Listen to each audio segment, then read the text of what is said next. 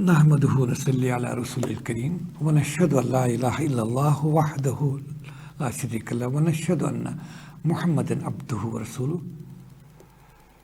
ربي اشرح لي صدري ويسر لي أمري واحلل عقدة من لساني يفقهوا قولي. Respected and dear viewers and listeners, Assalamu alaikum wa rahmatullahi wa barakatuh. This Quranic program is presented by Adult Quranic Education Program, Srinagar. Today we shall try to read few more verses from second chapter of Quran and then try to understand the underlying meanings. Today's lesson starts from verse number 188. Verse number 188 of second chapter of Quran, Al-Baqarah. Please focus your attention towards your copies of Quran, which I'm sure you will be holding in your hands. A'udhu billahi minash shaitanir rajim. Bismillahir rahmanir rahim. In the name of Allah, the most compassionate, the most merciful. Wala ta'kulu amwalukum bainakum bil batil. Don't consume wealth of each other, one another, by wrongful means, by sinful means. Watudlu bihal al-hukam. Not take such cases to higher ups, to judges or courts, with the intention of consuming part of somebody's wealth by wrongful means. When you know it. O Messenger, peace be upon him, they are asking you about Crescent, that is the new moon, appearance of new moon. Cool, tell them, it is for determining the dates for people. Well, Hajj, and of course, to determine the Hajj days. And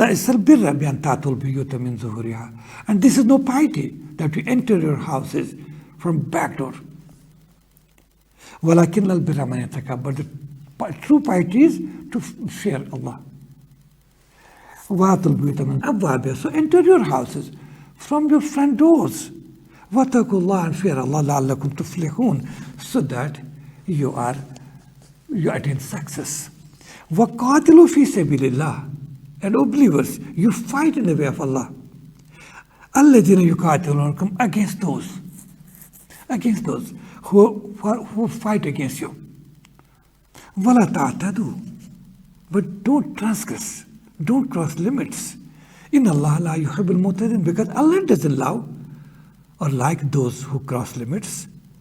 O believers, you kill them wherever you confront them. And expel them. Where from they have expelled you. Because persecution and oppression is worse than killing. But don't kill them or fight them near the sacred masjid of Makkah. Until they fight there against you. If they start killing you or continue fighting there, then kill them. Such is the recompense or reward for such rejectors of faith. But if they cease from fighting, they desist from fighting, then know it that Allah is all forgiving, the most merciful. You continue fighting against them till no persecution, oppression is left. And deen or religion is only for Allah. But if they cease, that there should be no aggression against anybody except against the wrongdoers, against the aggressors. Sadaqallahul Azim. Some divine injunctions in this verse. The verse starts from verse number 188. That devouring, consuming, or usurping property of others is a great sin. A believer is not expected to. He's asked never to think, never to do it. By wrongful means, that means in lawful means we can. That means by business transactions we buy, or we sell, or we share as partners. We enjoy together, there is no problem. If it is with mutual consent and based on specific divine norms, standards, that's okay. But what Quran prohibits is that وَلَا تَأْكُلُوا أَمْوَالَكُمْ بَيْنَكُمْ بِالْبَاطِلِ. Don't consume each other's wealth by wrongful means, by sinful means. It may mean theft also. It can mean also corrupt means, by indulging in corruption, that you are devouring each other's property, or you are exploiting poverty. You are a big businessman, and then there's poor man around who wants to sell his commodity to you. You can understand, yes, he's in desperation. He's desperate. And if you exploit that desperation, the goods he's presenting you is worth $100. And his person is desperate, he's poor, he's in need of some help. You offer a price that, okay, I buy it. Can you give me it just for $50? Whereas it is worth $100. The poor man is at the receiving end. He has nothing, if nobody buys from me this, first, what should I do? How can I feed myself? My wife is sick. My children are waiting for some ration, some food, and I have nothing. Or I have to pay some medical bill. He said, okay, please, if you can give me some more. He said, no, sorry man, then I don't need it. Please, go away. The poor man is forced to sell. Isn't it wrongful? Means you are exploiting the poverty and the desperation of the person. This is wrongful. This is a big sin. And it is being done in our society, in our community. It's unfortunate. We, adherents of the faith, claiming to be the followers of Prophet Muhammad, peace be upon him, and believing that Quran is based on divine revelations, and not only even go to extent, even recite in the mornings Quran, and in our daily transactions, we do it. This exploitation is prevalent in our community. How sad it is, how unfortunate. How can we expect that we'll be saved from divine anger and wrath? The way we are facing it now, and what's going to be in store for us in the next life. Nothing but disaster and punishments. And similarly, you have a dispute with your neighbor, your relation, or somebody else. And what's your right. This part is yours and that's his. But you feel that I'm a person of influence, or I can spend wealth if I go to a court of law or to higher-ups by my influence, personal influence, by whether it is corrupt means or by nepotism or by favoritism involving all these things, or by buying the services of big lawyers who can prove, what advocacy is. Not all, and please excuse me if some advocates are listening around. I don't mean one and all, but many who know that their client's the killer. They tell him, okay, we'll prove that you are innocent. Isn't it sin? Same way, a person of man influence can go higher ups in courts and use all the means and might what's at his disposal, but whether money, power, or his influence on the higher ups, these means are used to devour or consume the property of others, about which he knows. Vantum talamun is when you know it, that I have no right over it, but you are exploiting the poverty and the minimum means that your opponent has, and you are exploiting it by wealth or by influence, by spending money. Both things are prohibited. It's a very vast verse. I just give outline because due to the paucity of time, the limitation of time, I can't go beyond.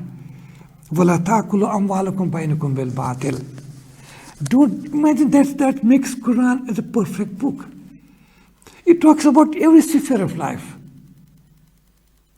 It talks about individual matters, collective matters, social system. It gives economic guidance. It helps guides us in politics, in national and international matters. Everything being explained in Quran. This is it.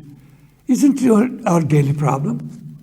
This exploitation and corruption and wrongful means, sinful actions against our own brothers, snatching wealth and properties. وَلَا تَأْكُلُوا أَمْوَالَكُمْ بَيْنَكُمْ بِالْبَاطِلِ. Don't devour or consume the wealth and property of others between yourselves by wrongful means. وَتُدْلُ بِهَا إِلَى الْحُكَامِ, and don't take these matters to the courts and high offices. لِتَأْكُلُوا فَرِيقًا مِنْ أَمْوَالِ النَّاسِ بِالْإِثْمِ, with the intention of consuming right of others by wrong means. وَأَنْتُمْ تَعْلَمُونَ, when you yourself know it. You know it better, what's yours and what to what extent you can do, but still you are misusing your wealth and your influence. Then second was, يَسْأَلُونَكَ عَنِ الْأَحِلَّةِ. Ahila means, as we say, hilal, that means moon, crescent, when it appears on the very first day of Hijri calendar month.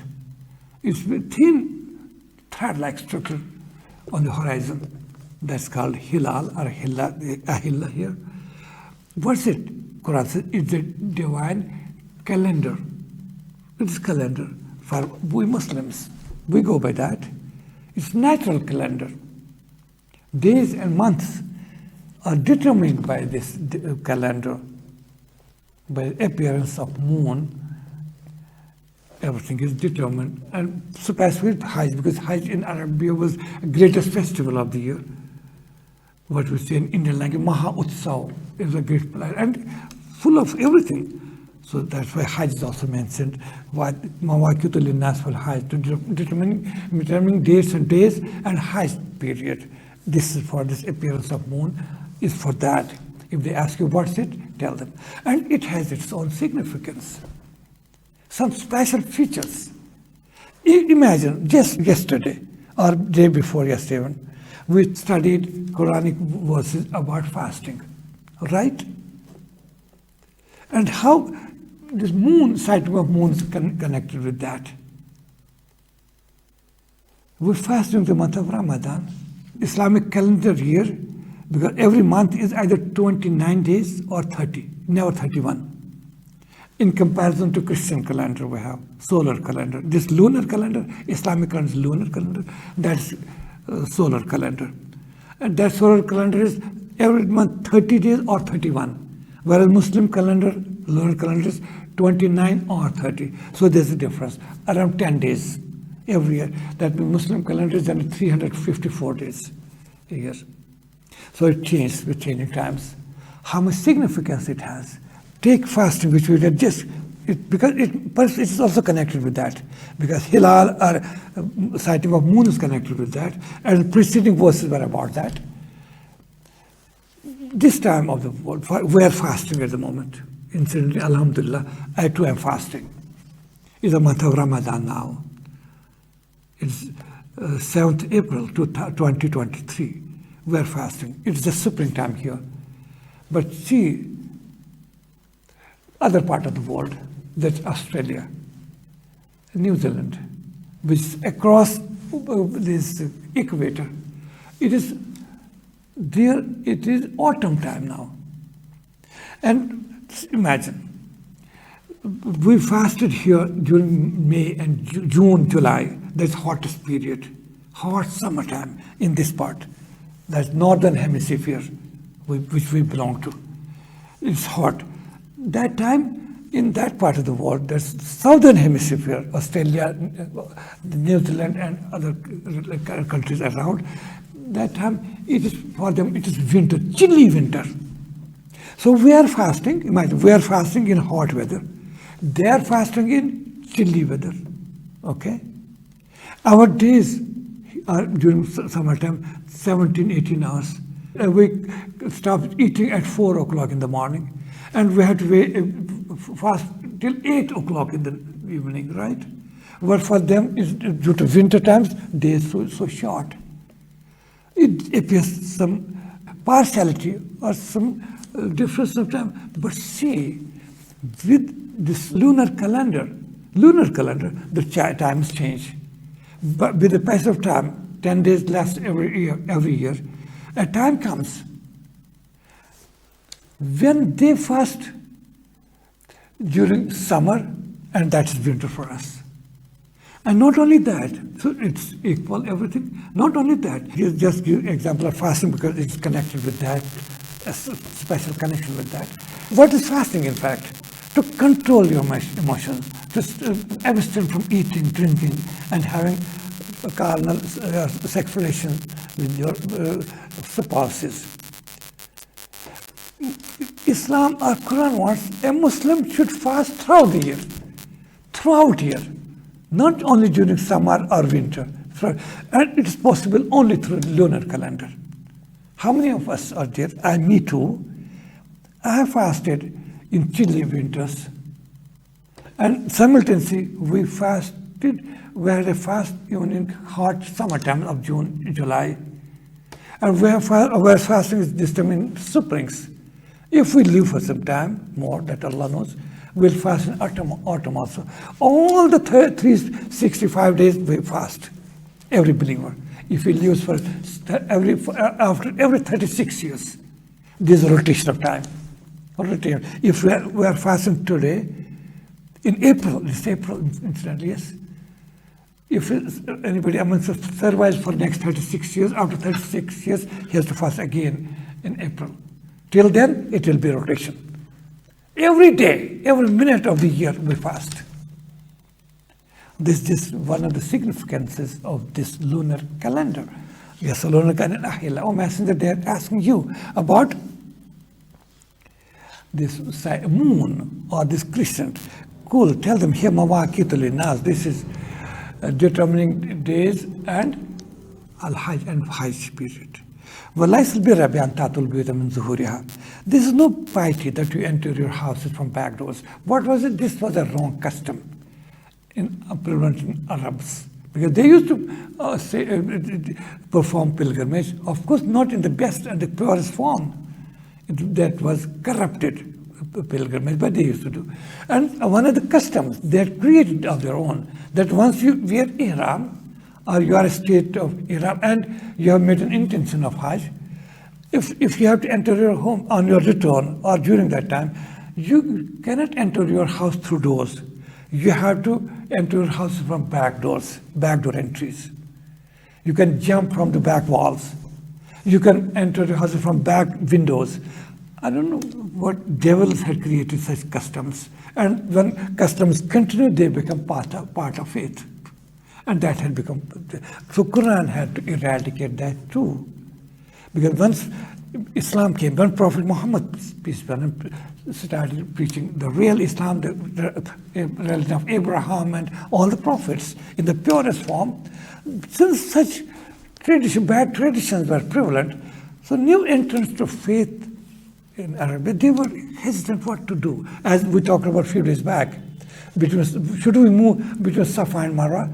Because those pagan Arabs had installed their idols at the top of Safa and under Marwa, and they would move to and fro and bow before them. When Muslims started this Hajj pilgrimage, they were hesitant. They used to ask Prophet, "Oh, Prophet of Allah, Messenger of God, should we also make to and fro walk or moments between two hillocks, Safa and Marwa?" Because they thought it is perhaps idol worship, because those pagans had rendered to that.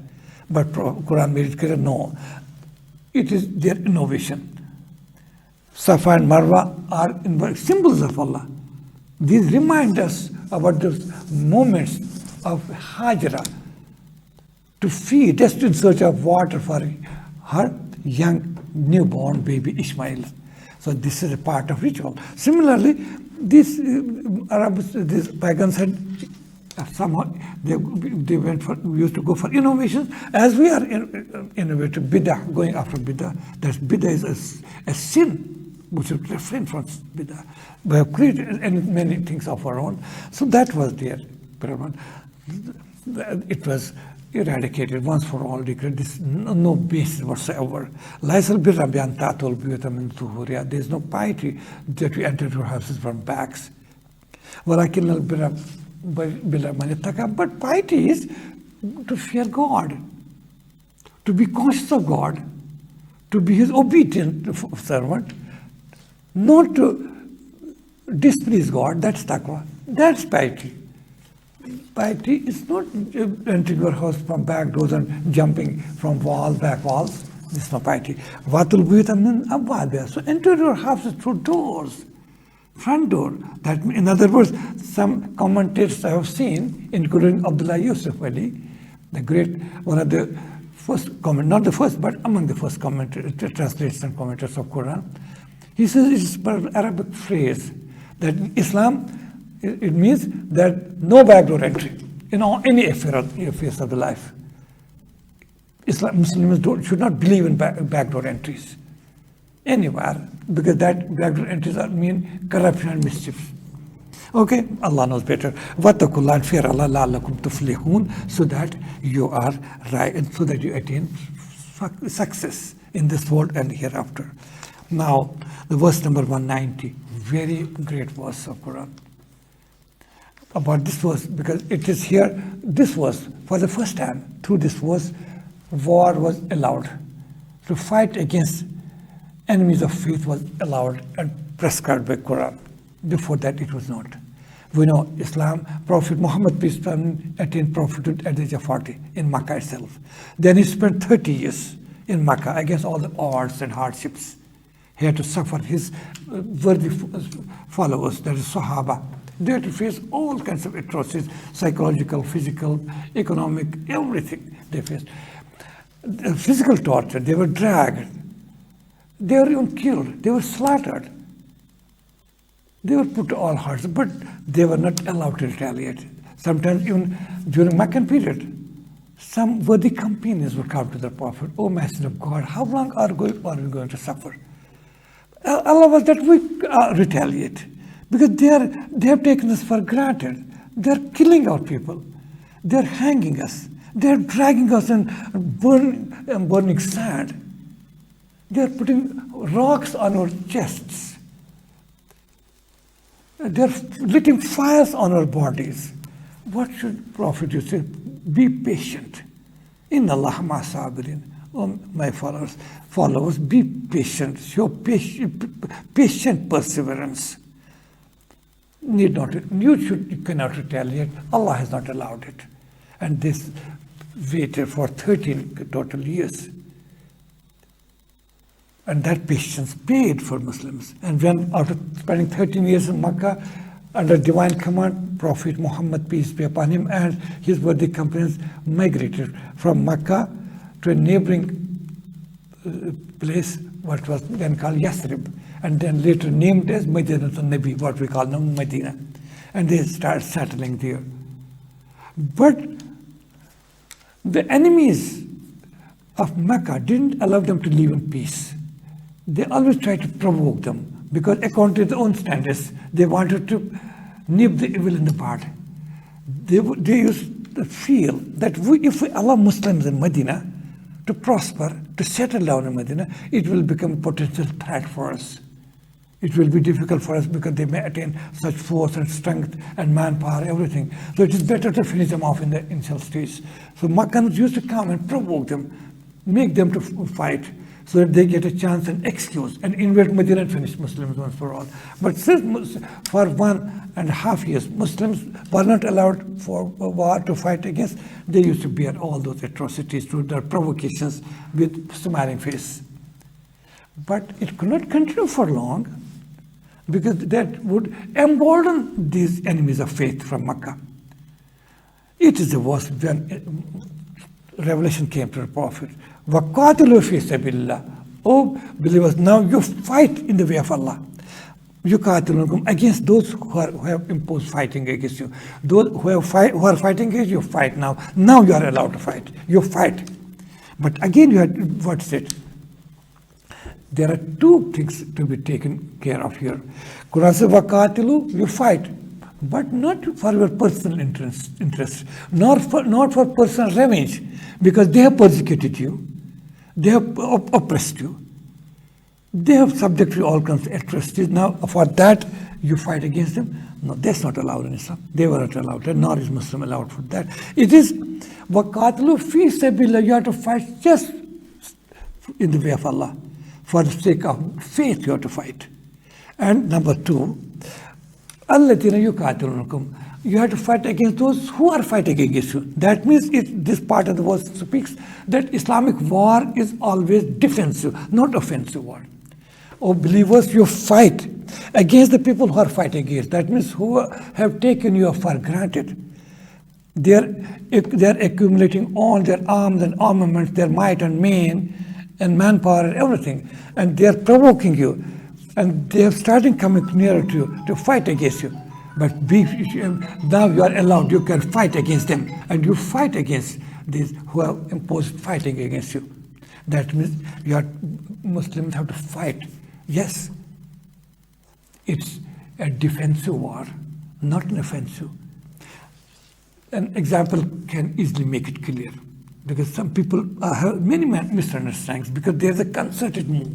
For centuries, Westerners have tried to prove that Islam is superior by sword, and it believes in violence and terror, though there's no place for terror or violence in Quran. Even during wars, we'll see just now. A great revolt of modern century from Britain. He was member of the House of Lords, Lord Hedley Al-Farouk. He was Lord Hedley was his name, then become Muslim, he was called Al-Farouk, a great Muslim preacher in Europe and Britain. I quote him. He says, the mere geographical locations of the first three wars of Islam speak who was the aggressor and who was the defender. For example, first war between Muslims of Medina and infidels, the pagans of Makkah was fought. What is that? We call it Badr. It was fought. This war was fought at Badr. Lord Hedley Al-Farouk explains Badr. You know, Badr is just 50 or 60 kilometers from Medina. Imagine 50 or 60 kilometers from Medina. Whereas Badr, on the other hand, it is around 370 kilometers from Makkah. Then tell me, who is the aggressor? Who is the aggressor? Quite clear. The Makkans who tried to invade Medina and Muslims stopped them outside Medina at Badr. Second war, he explains, was Battle of Uhud. It was fought near the hill of Uhud. Where is that?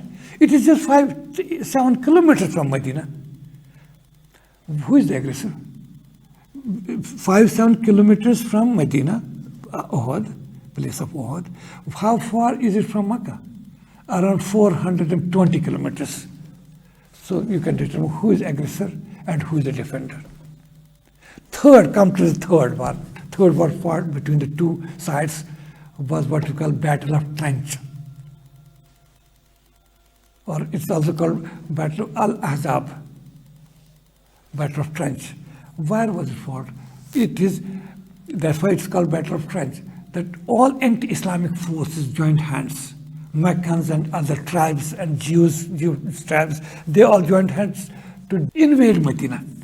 And what Muslims, the Prophet, under the leadership of Prophet Muhammad, peace be upon him, they had to take defensive measures. What they did, they dug a trench around Medina so that these invaders cannot enter Medina. So that Battle of Trench was, in fact, fought in Medina itself. Tell me, who was the aggressor and who was the defender? Rightly said, may Allah be pleased with him. May Allah shower his blessings on this noble soul, Lord Hedley Al-Farouk. How? He explained that mere geographical location of the first three wars fought between two forces, Islamic and anti-Islamic, can prove who is the aggressor and who is the defender. And that speaks volumes that Islamic war is for defense, not for offense. But simultaneously, one thing is clear, there's no doubt about that. Sometimes you have to make an offense just to defend yourself. Offense is sometimes best way of defense. When there's potential threat somewhere, people are gathered against you to destabilize you, to crush you, to finish you. There are all the evil intentions against you. You cannot wait till you allow them to grow and it becomes a great potential threat for you. So you have to. That's what we call, in modern war terminology, we call sometimes offense is the way of defense. And Islam cannot rule out that. But basically, Islamic war is defensive, which is quite clear. Here again, وَقَاتِلُوا فِي سَبِيلِ اللَّهِ. O believers, you fight in the way of Allah. الَّذِينَ يُقَاتِلُونَكُمْ, against those who have come to fight you. That means they are fighters. They have imposed, and you have to retaliate, you have to defend. But even in that situation, in war, they say, as the proverb goes, in love and war, everything is allowed. You can go to any extent, but Islam lays limitations. But wala ta'tadu. Yeah, now, O believers, you are allowed to fight, but during war, don't cross limits. Don't transgress limits. Inna Allah la yuhibbul mu'tadin, because Allah doesn't love transgressors. Even if they may be Muslims, because it's addressed to Muslims. It's addressed to believers. Don't cross limits. That means? Because Muslims have to fight against infidels. Whom they have to fight against? Who has crushed them to pulp for 13 years in Makkah? Crushed them, Muslims. They had crushed them. So there are, as a natural human nature, they had a sense of revenge with them. So that revenge sometimes makes you blind. And you cross limits. These are the people who have been aggressors till now. Now we have got a chance. Now we can go to any extent, finish them off, crush them to the pulp, teach them a lesson once for all. But Quran laid upon, no, don't go for limits, don't cross limits. What are those limits that were explained and practically demonstrated by Prophet, peace on him, and the first Caliph of Islam, that's Abu Bakr? What are those limits? During war, you, O Muslims, you are fighting against enemy. Don't fight against non-combatants. That means if you have to fight only armed people who are fighting against you. If there are unarmed people, civilians, don't kill them. Don't fight against them. Don't kill old men, elderly people, or women and children. No sick person should be killed, sick or ill. No place of worship should be destroyed. This Islamic war strategy and war plans. No priest is to be killed. No animals to be killed. That's Islamic war. Means this. No animals to be killed. Forget about humans. No animal. Not even trees to be burned or cut or bush. And only in one case, if those bushes or trees are used by your enemy as ambush upon you, then you can take that step. You can. Otherwise, even that felling trees or killing animals is not allowed. And what that's Quran says, see the Islamic war. They say war is madness, but Islam gave method to this madness. وَقَاتِلُوا فِي سَبِيلِ اللَّهِ. You fight in the way of Allah first, not for your own self or for self-interest, to gain territories, to become rulers, to conquer places. No, فِي سَبِيلِ اللَّهِ. الَّذِينَ يُقَاتِلُونَكُمْ, against those who are fighting against you, who have forced you to fight. You fight against them. Not that they'll come with a sword, you will look around, they'll slap you on your right cheek, you offer the left. They cut your throat with a sword, and you will be simply watching with a smiling face. These evil forces are to be cut to the size. They should take you for granted. Every person in this world has a right to defend himself and crush the enemies. That's in the best possible. But wala ta'tadu, don't cross limits. That limits I explained, laid down by beloved Prophet, peace upon him, and his caliphs. Because Quran says, Inna Allah la yuhibbul mu'tadin. Be sure Allah doesn't love or doesn't like transgressors, those who cross limits. That means even if they may be believers, Allah will not love them. That's the norms of war set in Quran. So we stop here today, Alhamdulillah. And this about Islamic war, it continues. Inshallah, that will be done next time. صدق الله العظيم وصدق رسوله النبي الكريم والحمد لله رب العالمين.